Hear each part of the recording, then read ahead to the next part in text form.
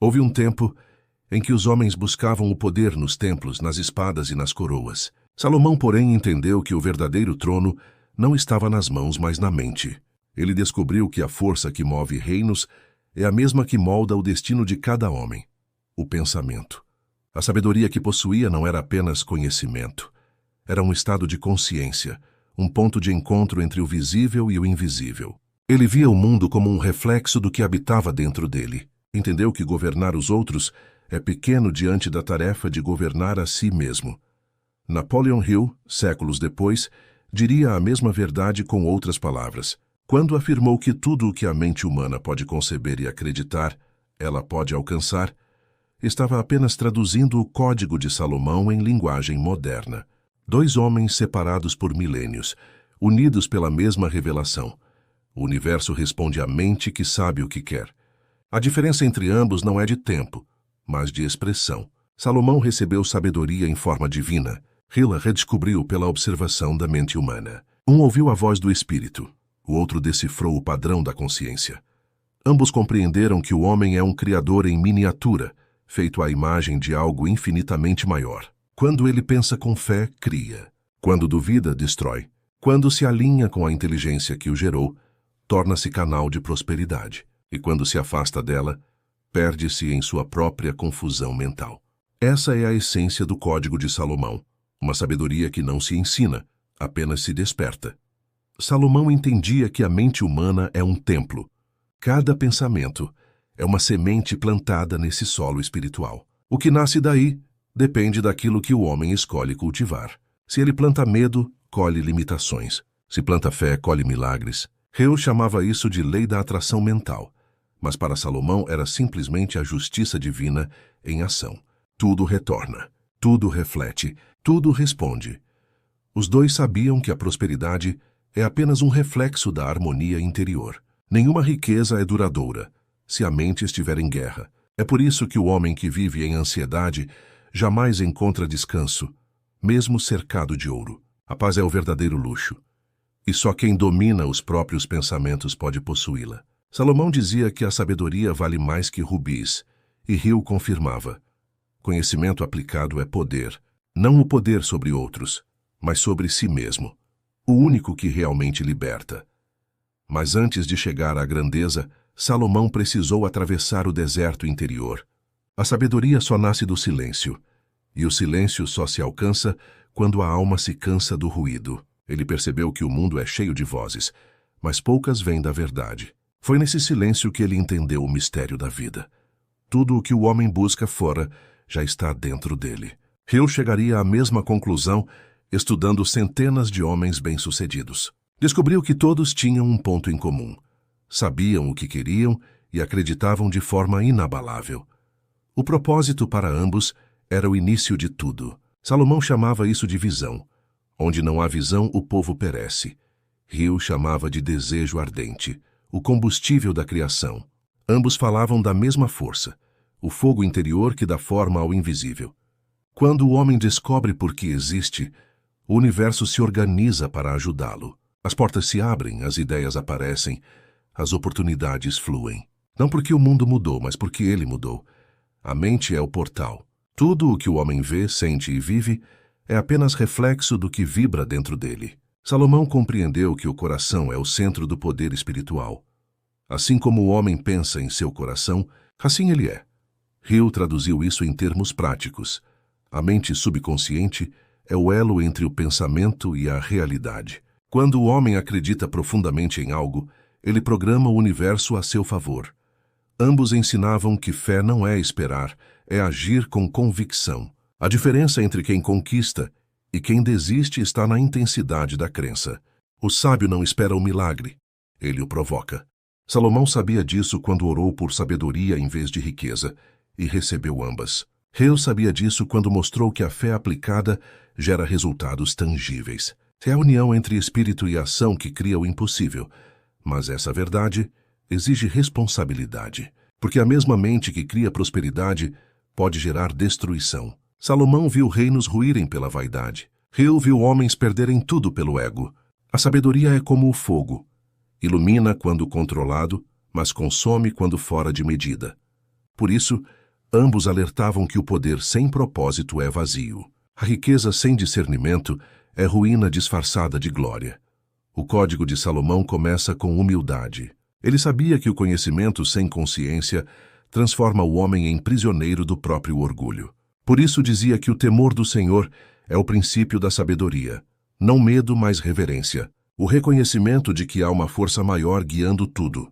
Hill, de forma mais racional, chamava isso de inteligência infinita. A fonte criadora a qual todos têm acesso. Ambos apontavam para o mesmo céu, apenas usando linguagens diferentes. E quando o homem se alinha a essa força, ele deixa de lutar contra o fluxo da vida e começa a criar com ele. É como se o universo passasse a cooperar com cada pensamento, cada ato, cada intenção. O impossível se dobra diante de uma mente convicta. A fé se torna a ponte entre o sonho e a realidade. E a sabedoria, a bússola que impede que o poder se transforme em perdição. A mente, quando desperta, se torna um templo de poder. Salomão percebia isso cada vez que se recolhia ao silêncio para ouvir o sussurro da sabedoria. Ele entendia que o verdadeiro conhecimento não vem de fora, mas é lembrado por dentro. A alma humana guarda a centelha da criação, e quem aprende a escutá-la acessa o mesmo poder que move os astros. Hill chamava isso de conexão com o subconsciente infinito, o ponto onde o pensamento humano toca o divino. Ambos sabiam que não há distância entre Deus e o homem, apenas distração. Salomão descobriu que cada emoção é uma oração. Quando o homem sente medo, ele chama o caos. Quando sente fé, ele chama a ordem.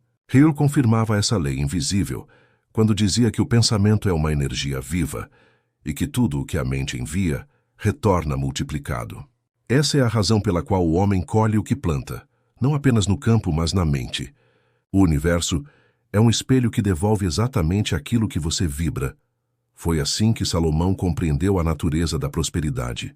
Ele observou que o ouro sempre flui para quem o usa com propósito. Não há mal na riqueza, mas sim no apego a ela. A prosperidade é uma consequência, não um objetivo. Hill dizia o mesmo de outra forma. O sucesso é o subproduto do serviço, prestado com fé e entusiasmo. Ambos viam a abundância como o resultado natural de uma mente em harmonia com a vida. O homem que serve ao bem, maior nunca precisa correr atrás do que é seu, porque o que é dele o encontra. Salomão dizia: honra o Senhor com as primícias de tua renda, e os teus celeiros se encherão de fartura. Hill traduzia: aquele que dá mais do que é pago inevitavelmente será pago mais do que dá. É a mesma lei sob roupagens diferentes, o fluxo do dar e receber.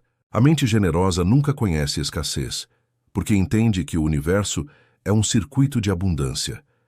Mas o homem comum ainda não entende esse princípio. Ele pensa que acumular é segurança, quando na verdade é prisão. Salomão alertava que o avarento nunca dorme em paz. Hill explicava que o medo de perder bloqueia a criatividade. E sem criatividade não há progresso. O sábio, ao contrário, confia. Ele sabe que o universo não falha e que a prosperidade é o estado natural de uma mente equilibrada. A fé para ambos não era uma crença cega, mas uma ciência interior. Salomão acreditava que a fé é o poder que dá substância ao invisível. Hill demonstrava que ela é a força que transforma pensamentos em fatos. O homem que crê age diferente, fala diferente, vibra diferente. Ele caminha como quem já recebeu. Essa postura magnética abre caminhos onde antes só havia muros. O mundo se curva diante de quem não duvida. Mas a fé sozinha não basta. Ela precisa ser dirigida por sabedoria. Hill via muitos homens fracassarem porque acreditavam sem compreender. Salomão via muitos caírem porque sabiam, mas não aplicavam. A fé sem entendimento é fanatismo. O entendimento sem fé é esterilidade. Quando os dois se unem, o impossível se torna rotina. O sábio não espera coincidências, ele as cria. Por isso Salomão vivia pela lei do propósito. Ele sabia que tudo tem um tempo e um motivo debaixo do céu. Hill ecoava esse princípio, ao dizer que o desejo ardente é o início de toda conquista. O propósito é o farol que orienta a fé, a razão e o esforço. Sem propósito, o homem se torna refém das circunstâncias. Com um propósito, ele as molda. Mas antes de construir templos, Salomão construiu dentro de si a disciplina. Ele aprendeu que o domínio próprio é a verdadeira forma de poder. Hill concordava. Se você não pode controlar seus pensamentos, não pode controlar nada. A mente é como um cavalo selvagem, precisa de direção.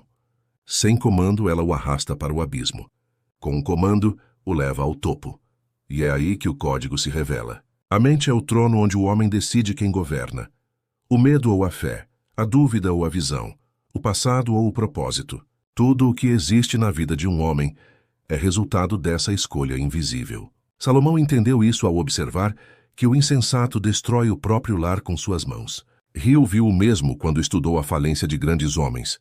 Todos perderam primeiro o controle interno, depois o externo. Ambos ensinaram que o sucesso é uma questão de coerência. Pensar, sentir e agir como se já fosse. Esse é o segredo. O universo não responde a palavras, mas à vibração. Salomão orava com o coração, não com os lábios. Hill ensinava que o subconsciente não entende palavras, mas emoções. Fé é sentimento em movimento. E quando o homem aprende a alinhar sua emoção ao seu propósito, ele se torna uma força da natureza. As portas se abrem, os caminhos se endireitam, e o impossível se torna apenas questão de tempo. É nesse estado que o homem deixa de ser vítima e se torna criador. O sábio não reclama da tempestade, ele aprende a navegar nela. Salomão e Hill concordavam em algo essencial. O homem nunca falha por falta de oportunidades, mas por falta de clareza. A mente indecisa é como um navio sem lema. Por isso Hill dizia que decisões rápidas e fé firme são marcas dos vencedores.